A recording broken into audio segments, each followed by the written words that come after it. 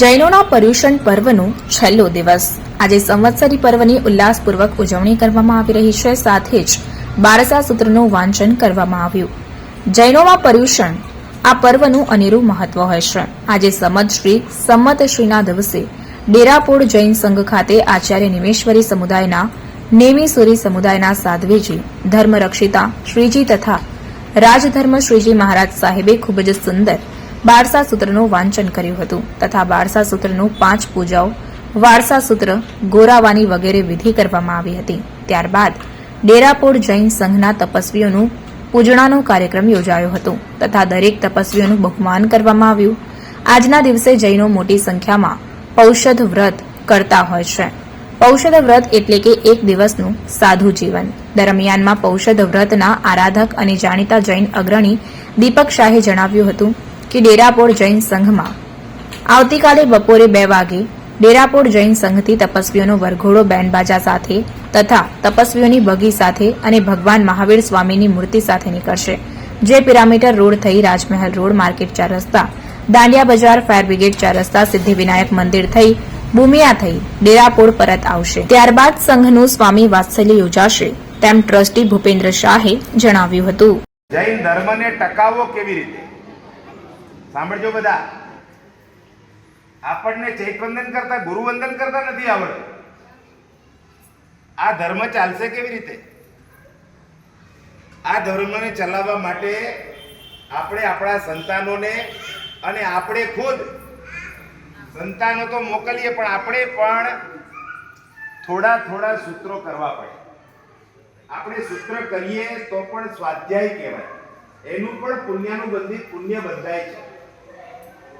આપણા પાઠશાળાની અંદર આપણા બાળકો આવે છે, કેટલાક બાળકો ઓછા આવે છે, રેગ્યુલર નથી આવતા। દરેક માતા પિતાની આ ફરજ છે, તું ટ્યુશનમાં નહીં જાય તો ચાલશે પણ પાઠશાળા તો તારે નિયમિત જવું જ પડે। આવો એક નિયમ બનાવવો પડે, બાળકોને પ્રોત્સાહન આપવું પડે। ટ્રસ્ટીઓ દ્વારા, અમારા પ્રમુખ દ્વારા આપને કોઈ પણ પ્રકારનો અવિનય અવિવેક થયો હોય તો અમે સકળ સંઘ આપને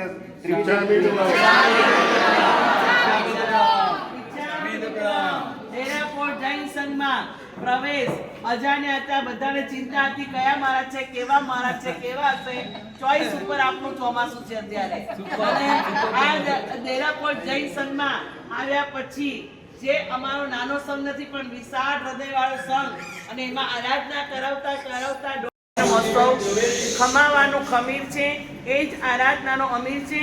પર્યુષણનો પ્રકાશ એટલે વેરનો વિનાશ, અહમ ઓગાળવાનો અને અરહમને આરાધવાનો, આત્મને ઓળખવાનો અપૂર્વ અવસર એટલે પર્વાધિરાજ પર્વ પર્યુષણ કહેવાય છે। ક્રોધને બોધમાં, કામને રામમાં, વિનાશને વિકાસમાં, વાસનાને ઉપાસનામાં, ઉપાધિને સમાધિમાં, વેમ વિષ અને પ્રેમમાં ફેરવવાનો ટર્નિંગ પોઈન્ટ એટલે કે પર્વાધિરાજ પર્વ પર્યુષણ। દિવાળીના ચોપડા તમે દિવાળીમાં ક્લિયર કરજો પણ દિલના ચોપડા તો તમે પર્યુષણમાં ક્લિયર કરજો। સ્નેહનું સર્જન, વેરનું વિસર્જન, આરાધનાનું અર્જન એ પર્વાધિ પર્વ પર્યુષણ। આજે પર્વાધિરાજનો છેલ્લો દિવસ અમારા જૈનો માટે સંવત્સરી પર્વ કહેવાય અને આ સંવત્સરી પર્વના દિવસે નાના મોટા એકબીજા જીવોને 12 મહિનામાં કંઈ પણ બંદૂક થઈ હોય, ઊંચા અવાજે બોલાવી હોય, જેમ ભગવાન વીરે ક્ષમા રાખી હતી એવી ક્ષમાને ધારણ કરીને આજે અમારા જૈનો પ્રતિક્રમણ પહેરનાને પછી મિચ્છામિ દુક્કડમ શબ્દનો નાદ ચારે બાજુ ગુંજાશે। ફોન ઉપર ફોનો ચાલુ થઈ જશે, એકબીજાના સભ્યોને વડીલોને આંખમાં આંસુ સાથે કમાવશે કે મેં કેવા એ લોકોની સાથે વર્તન કર્યા। કોઈનું મન દુઃખ થયું હશે, સાસુ વહુ દેરાણી જેઠાણી, બાપ અને દીકરો, માં અને બેટી આજના પર્વ દિવસે એના દિલના સાફ કરવા માટે આજે અમારા જૈનો સંવત્સરી પર્વની આરાધના 24 ઉપવાસ સાથે, 28 સાથે, 16 સાથે, માસ કમન સાથે તપ કરીને આજે સર્વ જીવોને અભયદાન આપ્યું અને ખમાવતું અમારું આ પર્વ છે। અને આ પર્વ સંવત્સરીના દિવસે દરેક સંઘોમાં સાધુ સાધી ભગવંતો બારસા સૂત્રનું વાંચન કરે।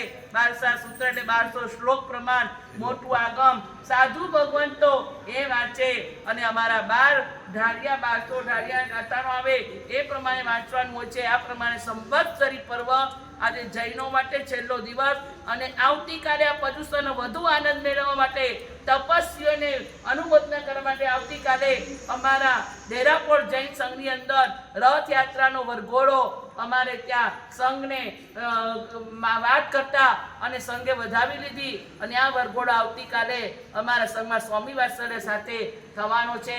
આજે ઉત્સાહપૂર્વક તપસ્વીઓનું બહુમાન કર્યું છે. નાની નાની બાળિકાઓ ઉપવાસ કરીને સૂતી નથી અને આરાધનામાં દોડી કરીને 8 દિવસ 16 દિવસ સંપૂર્ણ રીતે અમારા જૈનાબેન કશ્યપભાઈની દીકરી મોઢા ઉપર લાગતું જ નથી કે જેને 16 ઉપવાસ કીધું કે બા આગળ ઝુકાવીને માસક સમય કરી દે એવી શક્તિ અમારા ગોળીજી દાદાએ પ્રાપ્ત આપી છે અને આ શક્તિને અમે વધાવી છે. બોલો જીને શાસન.